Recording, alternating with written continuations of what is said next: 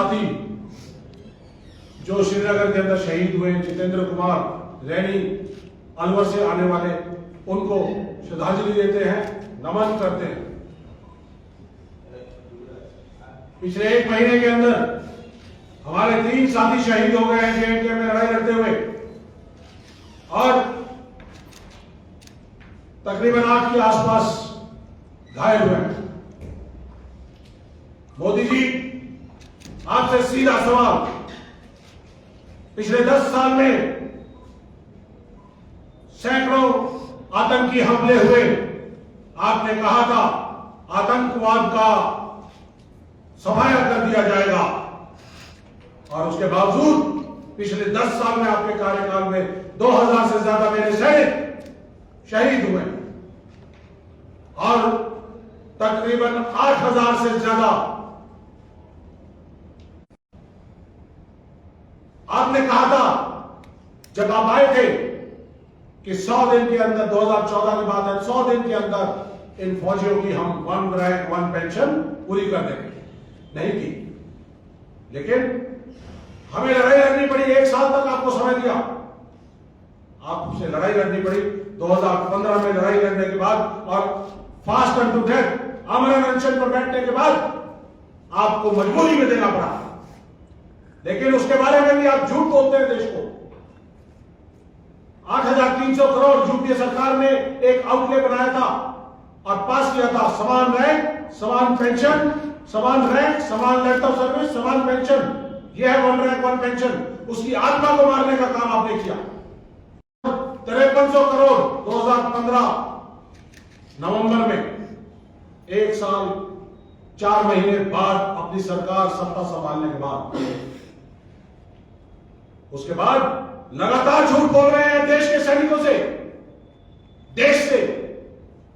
2015 में बोला कि हमने 12,000 करोड़ दे दिया, 2017 में बोला हमने 22,000 करोड़ दे दिया, और 2023 अक्टूबर 2023 राजस्थान के चुनाव में झुंझुनू में उन्होंने कहा कि हमने 1 रैंक 1 पेंशन के 70,000 करोड़ दे दिए, और उसके 3 महीने बाद पिछली फरवरी में 16 फरवरी 2024 को वो बोलते हैं कि हमने 1 लाख करोड़ से ज्यादा 1 रैंक 1 पेंशन कर दिया।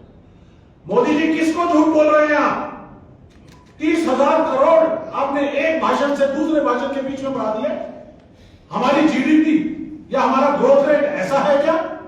इस तरह तो आप ट्रिलियन की इकोनॉमी, 5 ट्रिलियन की इकोनॉमी मेरे ख्याल से 3 महीने के अंदर बना देंगे देश की। झूठ बोल रहे हैं आप। हमने कभी, फौजियों ने कभी झूठ नहीं बोला, दिल और जान से देश की सेवा की, सवाल नहीं किया। आपसे अब सीधे सीधे सवाल, आपने देश की सुरक्षा को कमजोर करने के लिए अग्निपथ जैसी, जो ना देश की सुरक्षा के हित में है, ना देश के सैनिकों के हित में है, ना ही देश के युवाओं के हित में है, ऐसी घातक योजना देश को दी है आपने। आपके पीछे बैठे हुए ये लड़के, ये बच्चे, ये वो 1.5 लाख बच्चे हैं जो 60 लाख भर्तियां देखने वाले बच्चों में से सिलेक्ट हुए 2019 से 2022 के दौरान, और अचानक एक दिन मोदी जी को चेतना आई कि नहीं, हमें रेगुलर आर्मी नहीं चाहिए, हमें कॉन्ट्रैक्ट की भाड़े की आर्मी चाहिए, 4 साल वाली आर्मी चाहिए। और उन्होंने 15 जून 2022 को एक तुगलकी फरमान के जरिए चमड़े का सिक्का चलाना चालू कर दिया देश की सुरक्षा के लिए। और ये जो बच्चे, 1.5 लाख बच्चे सिलेक्टेड थे, वो ज्वाइनिंग का इंतजार कर रहे थे, उनकी ज्वाइनिंग ना देकर उनको बेरोजगार कर दिया, उनके देश की सेवा करने के सपने को तोड़ दिया, चकनाचूर कर दिया। यह है आपका राष्ट्रवाद, यह है आपका सेना के प्रति प्यार। आप धर्म और जाति के नाम पे देश को बांटते हैं, लेकिन इस देश के सैनिकों को बांटने का काम आपने अग्निपथ योजना के द्वारा किया है। अग्निवीर पैदा किए हमारी देश की सेना में, जो ना तो पूरी तरह से ट्रेन सोल्जर हैं, 17 साल में भर्ती और 21 साल में रिटायरमेंट, 18 साल में भर्ती और 22 साल में रिटायरमेंट, मात्र 4 साल के लिए। क्या ये अडानी और अंबानी की सेना तैयार करने के लिए ये लड़के तैयार किए जा रहे हैं ताकि आप वैगनर आर्मी की तरह उसके ऊपर देश में डिफेंस इंडस्ट्री के तौर पे इनको इस्तेमाल करें और बाहर ले जाकर इनको यूक्रेन के युद्ध में या मिडिल ईस्ट के युद्ध के अंदर झोंक दें और पैसा कमाएं? क्या करना चाहते हैं इस देश का? अग्निपथ योजना के जरिए आपने देश के सैनिकों को बांटने का काम किया और यहां तक कि आपने शहीद सैनिकों के अंदर भी भेदभाव पैदा कर दिया। एक यूनिट के 2 जवान सियाचिन में लड़ते हुए शहीद हो जाते हैं, एक अग्निवीर और एक रेगुलर सैनिक, दोनों को जो सम्मान मिलना चाहिए था वो बराबर है। आपने उनके सम्मान में ही भेदभाव कर दिया। जब सर्विस करते हैं तो अग्निवीर को मात्र 21,000 दिया जाता है, जो कि दिल्ली के मिनिमम वेज 22,000 है, उससे भी कम है। 6 महीने की ट्रेनिंग। हमारे को सैनिक को तैयार करने के लिए 5 से 6 साल लग जाते हैं। मैं पृथ्वी और अपनी मिसाइल का स्पेशलिस्ट हूं। IIT से पढ़े होने के बाद भी 10 से 12 साल मुझे स्पेशलिस्ट बनने में लग गए। टैंक का ड्राइवर सिर्फ ड्राइवर नहीं है, टैंक का ड्राइवर एक स्पेशलिस्ट आदमी है जिसको 120 बटन जो है उनको दबाकर माइनफील्ड के बीच में से निकलना पड़ता है और वहां से गोले, मिसाइल सब कुछ आ रहा होता है। स्पेशलिस्ट है, 6 से 7 साल लगते हैं उसको स्पेशलिस्ट को तैयार करने में। मिसाइल का बटन दबाने के लिए आपको कम से कम 8 से 10 साल की ट्रेनिंग चाहिए, काम चाहिए। आपको जहाज को सर्टिफाई करने के लिए जहाज उड़ सकता है, 18 आदमियों के साइन होते हैं उसके ऊपर, 10 से 12 साल का एक्सपीरियंस चाहिए। एक नेवी के जहाज के अंदर 2 करोड़ पुर्जे हैं, 2 करोड़ से ज्यादा पुर्जे होते हैं एक नेवी के जहाज में। उसके पुर्जे गिनते गिनते 20 साल लग जाएंगे। 4 साल में क्या आप ऐसा जवान पैदा कर सकते हैं, तैयार कर सकते हैं देश की सुरक्षा के साथ? फिजिकली और ट्रेनिंग के तौर पे, मिलिट्री इक्विपमेंट के तौर पे अनट्रेन्ड सोल्जर्स हैं। उनको लड़ाई में भेजने का मतलब अग्निवीर, अग्नि में वीर को झोंकने का काम आप कर रहे हैं। और जब शहीद हो जाए तो यूनिट के 2 जवान जो शहीद हुए थे उनमें भेदभाव। एक को बचे हुए 15 साल तक पूरी तनख्वाह, रेगुलर सैनिक को 15 साल मिनिमम पीरियड है, जैसे अग्निवीर के लिए 4 साल, तो अग्निवीर को सिर्फ मात्र 4 साल तक पूरी तनख्वाह, और जो रेगुलर सैनिक है उसको 15 साल तक पूरी तनख्वाह उसके परिवार को मिलती रही।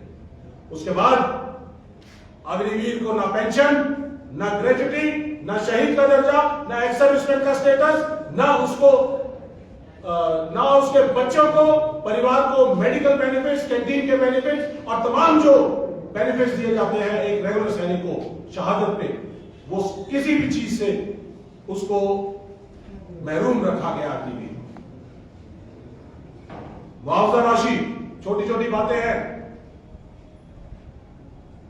हमारे अग्निवीर को सिर्फ 48 लाख की इंश्योरेंस, रेगुलर सैनिक को 75 लाख की इंश्योरेंस, अग्निवीर को 44 लाख का मुआवजा सेंटर से मिलता है, यहां पे 55 लाख का मुआवजा मिलता है, और बची हुई तनख्वाह जो 15 साल तक की सैलरी। कल ये बच्चा, हमारा एक अग्निवीर जो शहीद हुआ है, उसकी 21 साल की विधवा है, वीर नारी है, क्या सम्मान मिलेगा उसको? उसका 6 महीने का बच्चा है, क्या उसको शिक्षा के आगे जो बेनिफिट्स हैं वो मिल पाएंगे? नहीं मिल पाएंगे। तो मोदी जी, आपने ऐसी सेना की परिकल्पना सोचा भी कैसे? ये हम आपसे बात करना चाहते हैं। सवाल है, डायरेक्ट सवाल। इसके अलावा मैं कुछ और चीजें जो हमारे पूर्व सैनिक लोग आए हुए हैं, और पूर्व सैनिकों के लिए मैं कुछ बातें बताना चाहता हूं कि हमारे जननायक राहुल गांधी जी ने भारत जोड़ो यात्रा, भारत जोड़ो न्याय यात्रा के अंदर संवाद किया। उन्होंने पहले कहा कि हम जय जवान कैंपेन हमने चलाई पूरे देश में।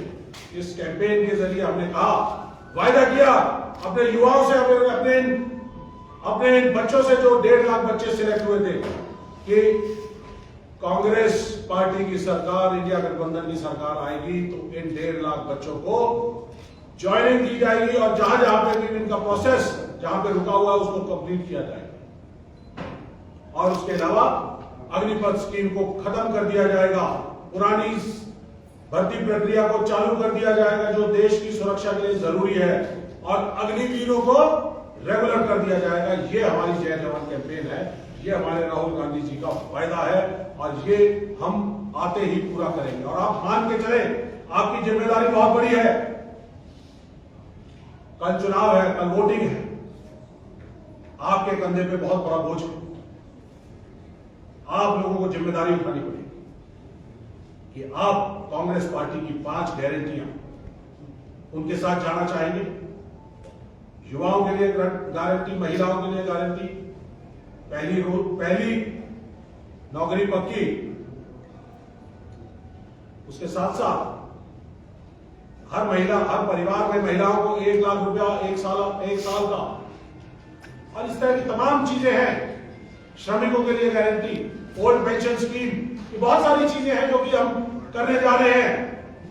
और आपके कंधे पे बोझ है, जिम्मेदारी है, आप लोगों को फैसला करना है कि आपका एक एक वोट इंडिया गठबंधन की सरकार बनाने के लिए काम आएगा और मोदी साहब जैसी जो मगरूर शासन है, सत्ता है, उसको बेदखल करने का काम आएगा।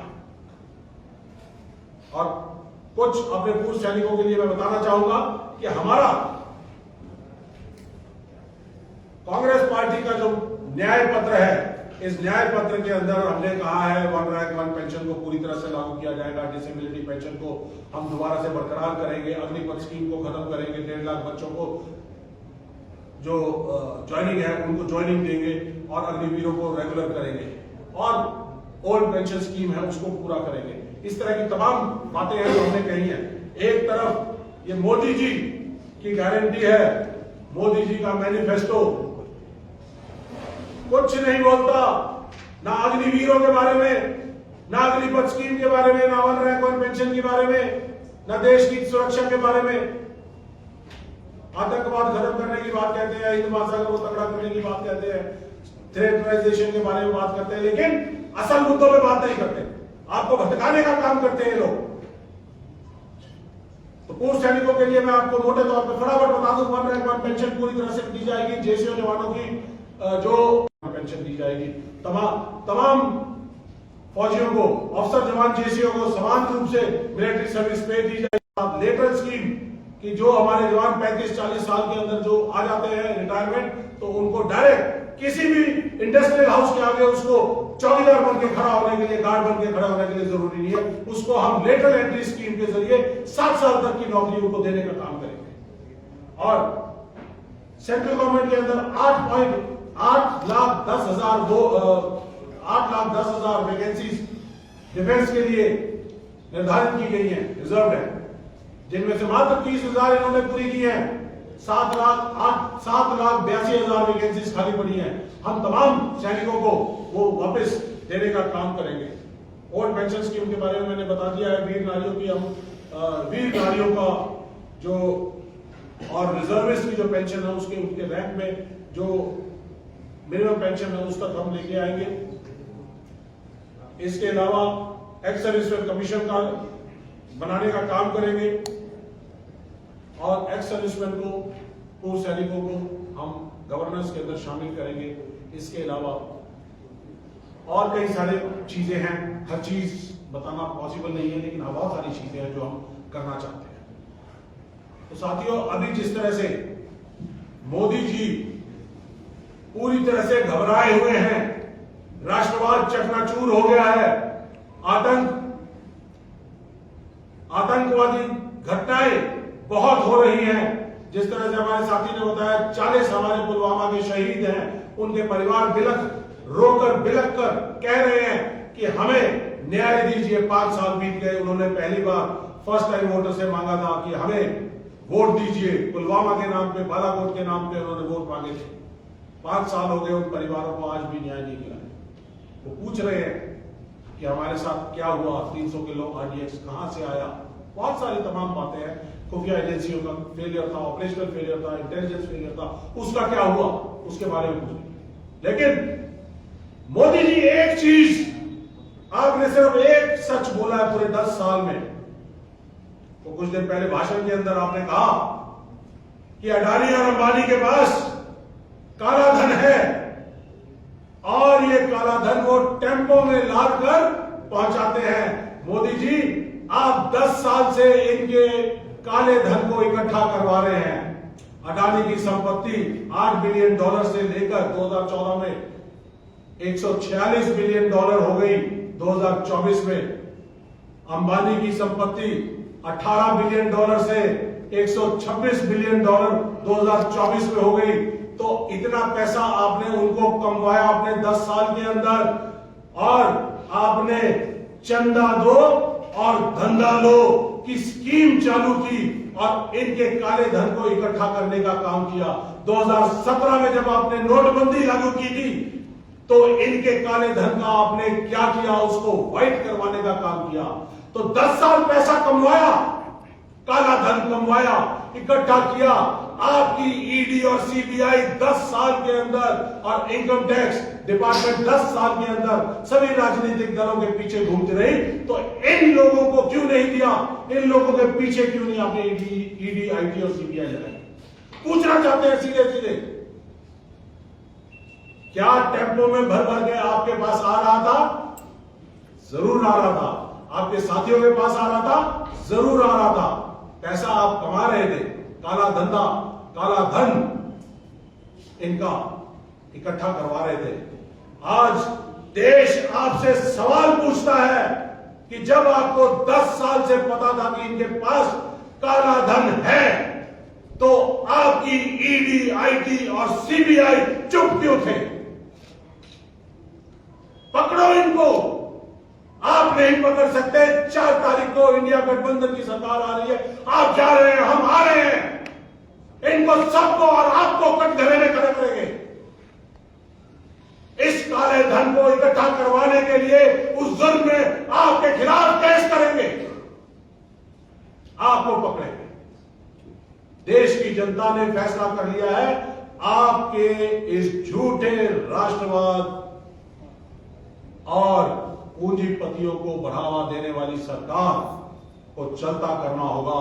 किसानों की, युवाओं की, सैनिकों की सुरक्षा के हितकारी कांग्रेस पार्टी की सरकार को लाना होगा।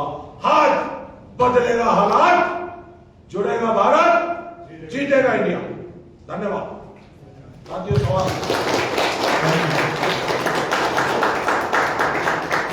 किसी प्रश्न अच्छे अपमान करो।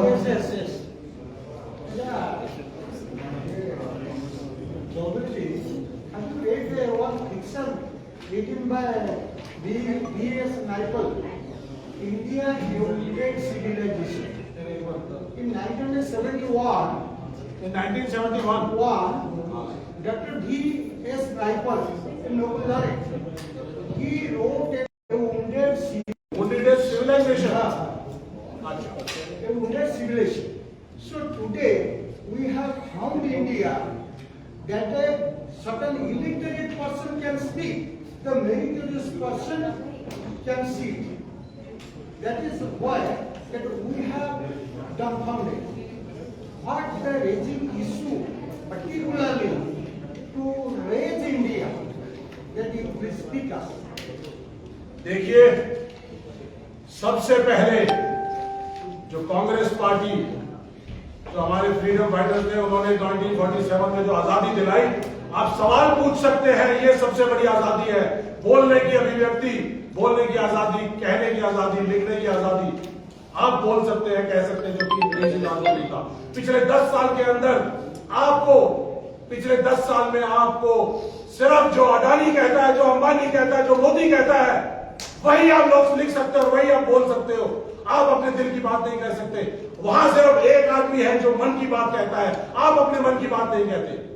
हमारा जननायक राहुल गांधी जी 4000 किलोमीटर की पैदल यात्रा करता है और दूसरी भारत जोड़ो न्याय यात्रा करता है, लोगों से संवाद करता है, पूछता है, बात करता है, उनकी बातें लेता है और उसके बाद ऐसा न्याय पत्र, पाथ ब्रेकिंग न्याय पत्र बनाते हैं जिसके अंदर युवाओं को न्याय, नारी को न्याय, श्रमिकों को न्याय, हर वर्ग को, किसानों को न्याय, हर वर्ग को न्याय।